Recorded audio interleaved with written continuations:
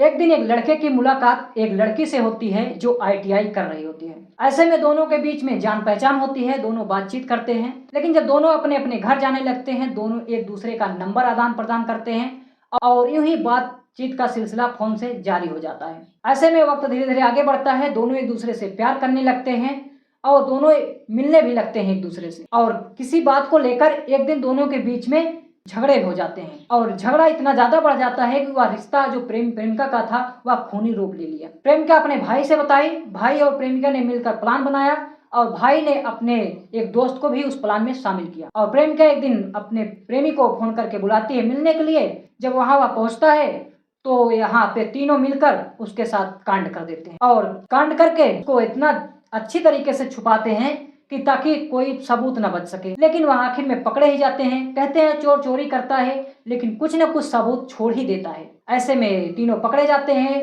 तो जो बयानबाजी करते हैं, जो सच्चाई बताते हैं, आखिरकार पुलिस भी इस सच्चाई से दंग रह जाती है। प्रेमिका इतनी बेरहमी से अपने प्रेमी की हत्या की कि आप भी सुनोगे, आप भी दंग रह जाओगे। जानेंगे हम पूरा वीडियो में विस्तार से, आप हमारे साथ बने रहिए। वीडियो थोड़ी भी अच्छी लगे तो लाइक सब्सक्राइब जरूर करें। नमस्कार दोस्तों, स्वागत है आप सभी का। आज जो आप लोग को सच्ची घटना बताने चल रहा हूँ, यह घटना है उत्तर प्रदेश के मुरादाबाद के में एक शहर है बिलारी, वहीं का एक इलाका है सैफनी। 11 सितंबर 2024 दोपहर में पुलिस को एक सूचना मिलती है कि गन्ने के खेत में बैरुआ पुल के पास एक लाश पड़ी हुई है जिसका सिर ही नहीं है। पुलिस बताए मुताबिक वहां पहुंचती है। पुलिस जाके देखती है तो वास्तव में उस शरीर पे एक भी कपड़े नहीं होते हैं और उसका धड़ तो होता है लेकिन सर नहीं होता। ऐसे में पुलिस आसपास के थानों से संपर्क करती है और पता चलता है कि एक लड़के की गुमशुदगी की रिपोर्ट दर्ज हुई है। तो उस परिजन को बुलाया जाता है और उनसे शिनाख्त करवाया जाता है उस लाश को। तो पता चला बिलारी रुस्तम नगर साहसपुर इलाके का सोनू की लाश है। परिजन लोग उसको कद और उसके काठी से पहचान करते हैं। दरअसल सोनू 9 सितंबर 2024 को शाम 7 बजे के आसपास घर से निकलता है और घर वाले पूछते हैं सोनू कहाँ जा रहे हो। सोनू कहता है कहीं नहीं, बस आ रहा हूँ। 7 बज रहा था, घर वाले भी ज्यादा टीका टिप्पणी नहीं करते हैं। सोनू निकल पड़ता है। शाम हो जाती है लेकिन सोनू घर लौटकर नहीं आता। घर वाले परेशान हैरान हो जाते हैं। 9 सितंबर किसी तरह रात दाग जाती है। 10 सितंबर आता है। घर वाले, नात, रिश्तेदारी, आसपास के लोग, गांव मोहल्ले जहां तक हो सकता है वहां तक वह पता करते हैं लेकिन सोनू को कहीं भी पता नहीं चलती है।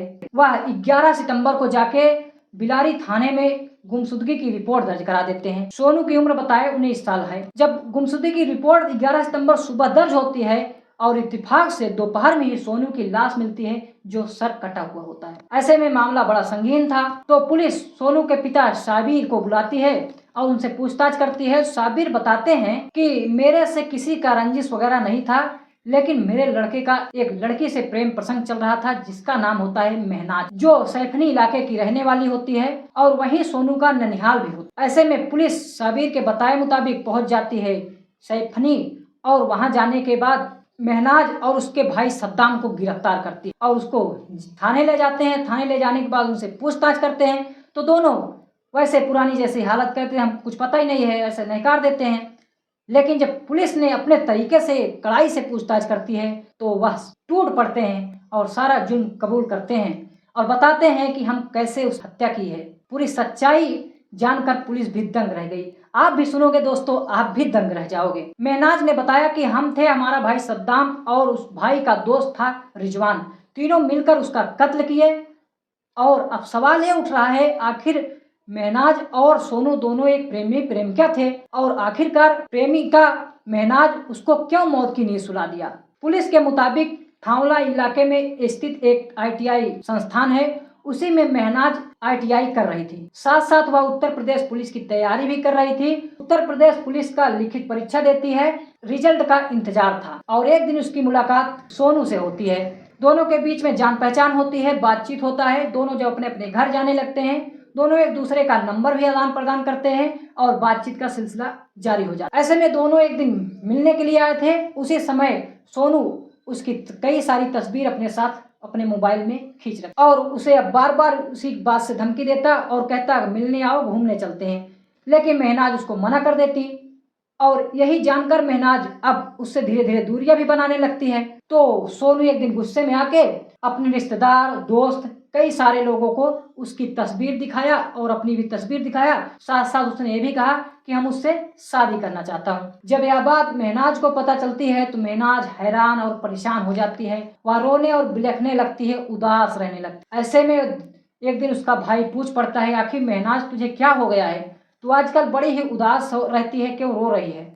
तो महनाज बिना कुछ शर्माए छुपाए ही सारी बात अपने भाई सद्दाम को बता देती है। जब सद्दाम को बताती है, सद्दाम और महनाज दोनों सोनू को रास्ते से खत्म करने का प्लान बना लेते हैं। उस प्लान में सद्दाम अपने दोस्त रिजवान को भी शामिल करता है और 9 सितंबर को शाम को सोनू को मिलने के लिए महनाज फोन करती है और कहती है, आइए बरुआ पुल के पास। तय वक्त पर सोनू वहां पहुंच जाता है और महनाज उससे बातचीत के दौरान कच्ची रास्ते से उसे गन्ने के खेत के पास ले जाती है, जहां पहले से ही सद्दाम और उसका दोस्त रिजवान मौजूद होता है। वहां पहुंचता है सोनू और महनाज पहुंचते हैं जैसे वैसे ही पीछे से दोनों लोग आते हैं। सद्दाम और रिजवान सोनू को पकड़ लेते हैं, सामने से महनाज उसको पकड़ लेती है। बार बार सोनू छुड़ाने की कोशिश करता है, लेकिन जहां संख्या और ताकत ज्यादा हो वहां ताकत भी फेल। ऐसे में तीनों लोग मिलकर उसको जमीन पे गिरा देते हैं। गिराने के बाद उसका दोनों पैर रस्सी से बांध देते हैं।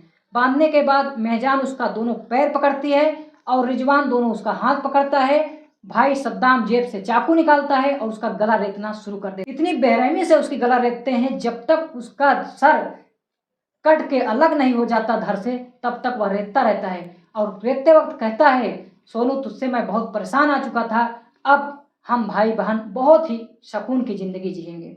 ऐसे में उसका धड़ अलग हो जाता है। अलग होने के बाद तीनों लोग मिलकर उसके सारे कपड़े उतारते हैं। उतारने के बाद पेट्रोल डालकर सारे कपड़े जला देते हैं और जो उनके कपड़े पर खून का धब्बा होता है, तीनों अपने अपने कपड़े भी बदलते हैं। बदलने के बाद अपना भी कपड़ा जला देते हैं। फिर उसका सर एक प्लास्टिक के पन्नी में भरते हैं। भरने के बाद उसी में चाकू डालते हैं।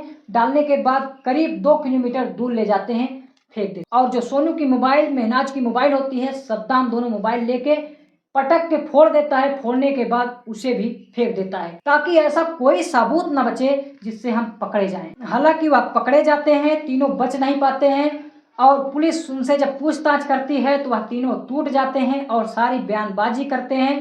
पुलिस तीनों को हत्या से संबंधित धाराओं से के खिलाफ मुकदमा दर्ज करके उनको जेल भेज देती है। तो दोस्तों, इस घटनाक्रम को सुनाने का मकसद किसी को परेशान करना नहीं है, किसी का दिल दुखाना नहीं है, बल्कि आप लोग को जागरूक और सचेत करना है। यह जानकारी हमें अखबार और इंटरनेट के माध्यम से जो मिला है वही आप लोग को हम सुना रहे हैं। आप लोग हंसते रहिए, मुस्कुराते रहिए, अपना ख्याल रखिए।